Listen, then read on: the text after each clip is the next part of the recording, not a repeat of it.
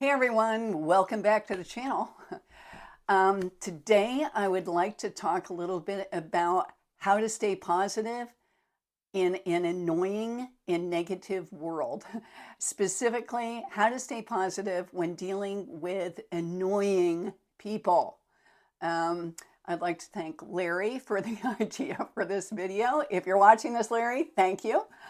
Um, if you're new to the channel, my name is Holly, and my channel is dedicated to helping people over the age of 50, 55 who feel like they've just lost their zest for life, and to tell them how I completely transformed my life using the law of attraction. And I was 60 and I'm now 65 and literally living my best life at 65.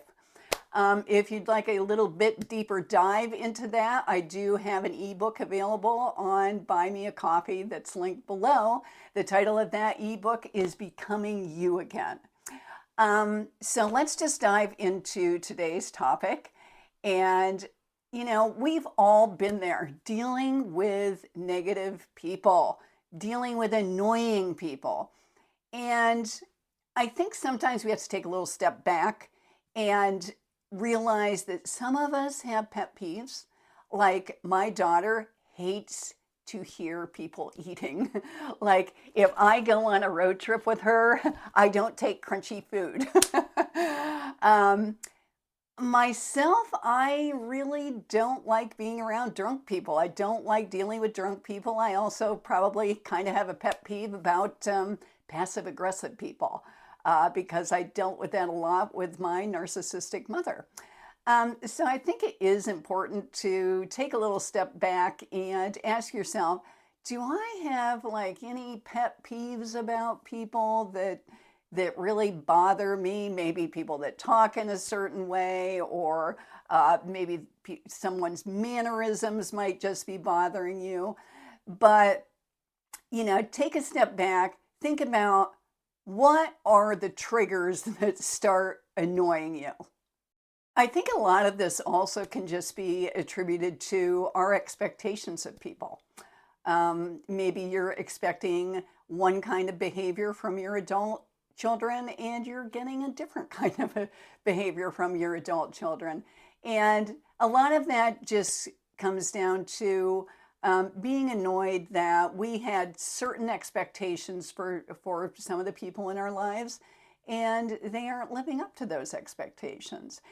I think in dealing with this kind of a situation, it's just helpful to always remember we can't change other people. We can only, you know, have control over our own life and our own feelings. And sometimes it's just really hard to understand and accept that we can't change other people. So sometimes being annoyed with other people can just come down to our expectations of how they should act. And just realizing this and maybe making an effort to let go of those expectations can cut down on people annoying you a lot. When it comes to our own happiness and having a happy and fulfilling life, there's really two key ingredients to that. And that is awareness and detachment. When I talk about detachment, I mean realize that you are not going to get your happiness from another person.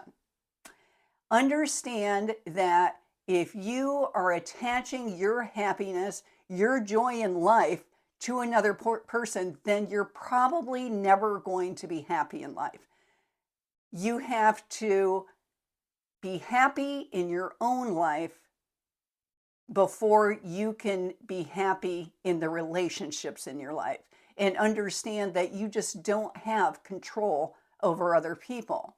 And by awareness, I mean awareness of how you are reacting to people. This is really key. Like when you're dealing with an annoying person, I talked in a previous video about being aware of your thoughts, being aware of negative thoughts and taking that train off the tracks. It's the same thing in dealing with negative people. Like, how do you, like, you can feel that train start to move. Like somebody's pushing all your buttons, you're really getting angry. How do you take that anger train off the track, off the rails? Through awareness. Like you're having a conversation with somebody. I know in this day and age, people really want to be political. And maybe somebody's trying to engage you in a political conversation that you don't want to be in. Realize when you're starting to feel heated and you're starting to get that feeling in your stomach, stop and say to yourself, oh, look at how I'm reacting. Like try to look at yourself from an outside viewpoint. Like, oh, I'm getting that feeling. I'm starting to get worked up. I'm starting that train down the tracks. Let's derail the train and just realize that we are becoming angry because of the conversation with this person. We are allowing ourselves to become angry because of the conversation. They're not making us angry. Our reaction is making us angry. And that is really key.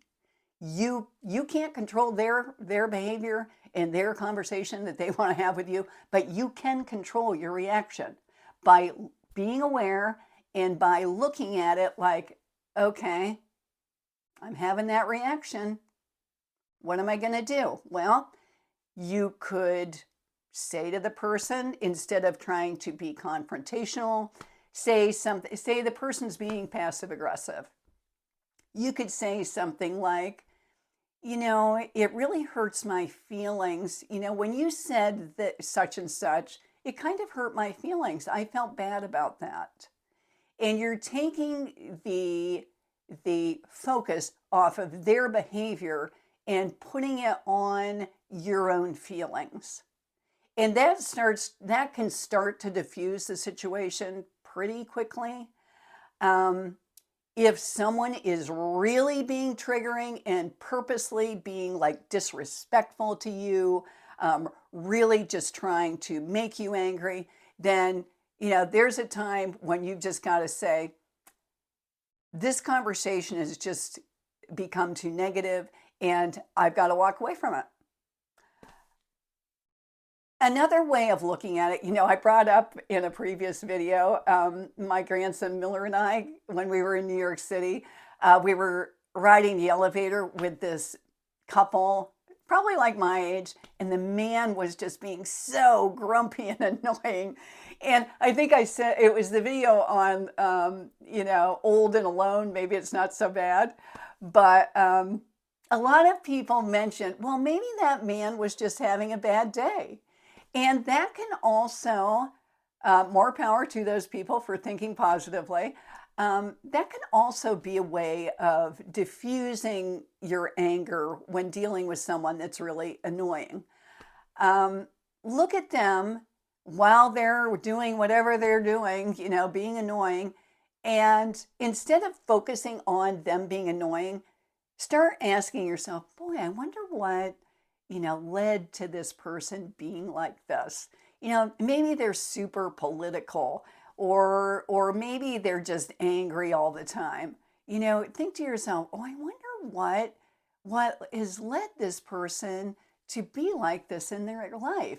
You know, anything, like I said, to take that train off the tracks. Just stop focusing on your angry response and how that person is pressing your buttons. You know, another thing, if you're dealing with someone, and boy, there's a lot of them out there, the people that just repetitively talk about the same annoying thing, we've all dealt with them. They are stuck maybe in victim mode or angry mode over something. You know, we've all known people that got divorced 20 years ago and they're still talking about it today. You can use something in these situations called active listening. For those of you that are new here, I have a degree in sociology and psychology. I used to work for our county's rape crisis and domestic violence program as a case manager and facilitated groups. And something that counselors or therapists use is something called active listening.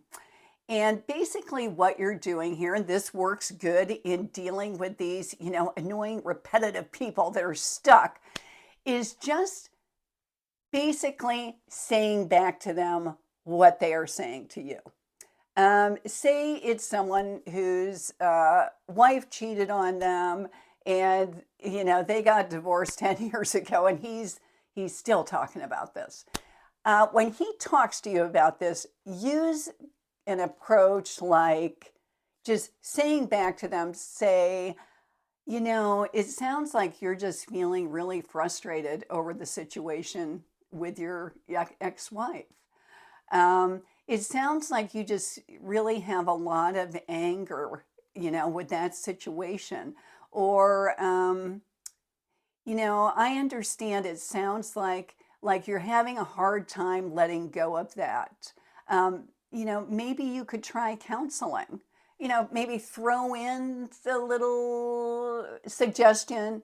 But basically, active listening is just mirroring back to the person what they're talking about and hoping that eventually that will lead them to their own solutions to their problem.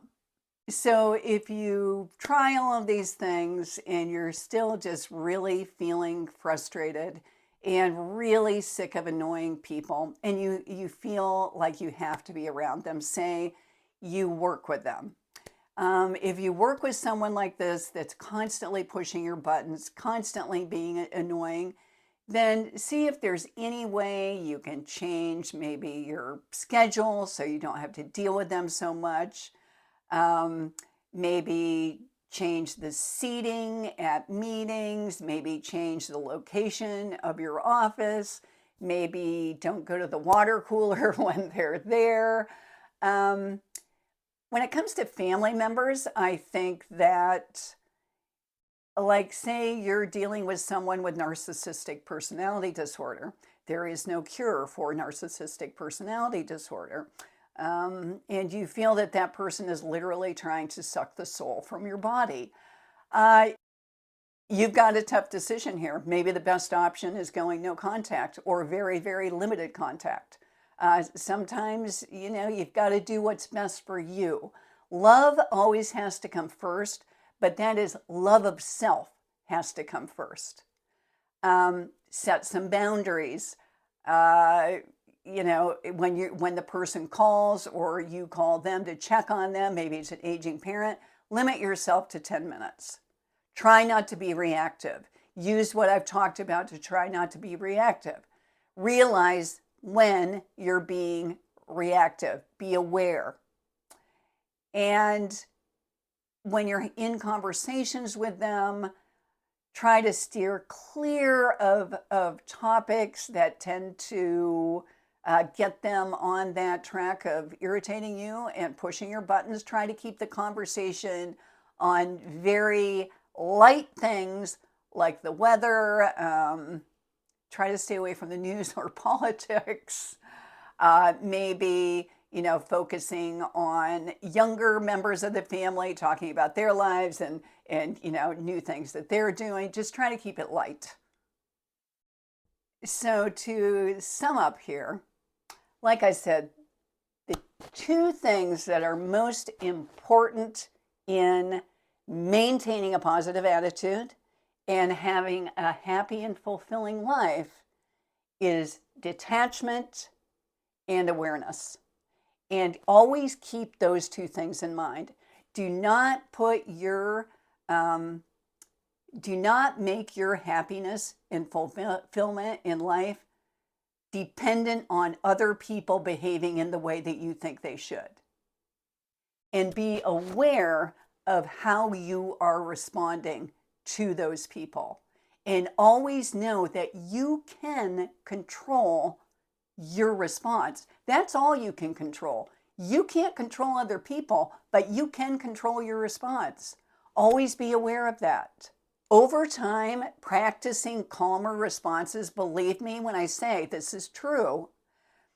Like I've said before, I went from a life of depression and anger, and most of that was due to my responses to my mother with narcissistic personality disorder. But once I realized by using the law of attraction that I could not control her, but I could control how I was reacting to that, that was life changing for me. And it can be life changing for you too. That's it for today's video. Thanks again, Larry, for the idea. If you would like to support my channel, I have my books available on Buy Me a Coffee. You can buy me a coffee, or Miller's fundraising for hockey is still on Buy Me a Coffee. I will not be having channel memberships or a Patreon account. Instead, I will just be having Buy Me a Coffee. So I hope you've had a great weekend, and I will see you in my next video. Thanks so much, and I will talk to you soon. Bye-bye.